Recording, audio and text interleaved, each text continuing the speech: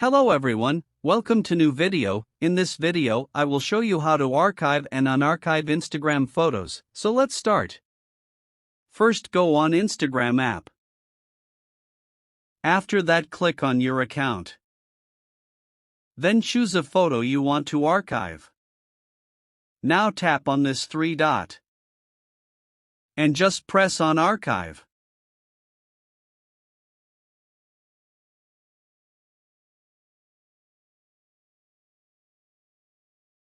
Now click on this three lines. Then archive. And tap on post you want to unarchive. Now this three dot. Then click on show on profile. And again show on profile.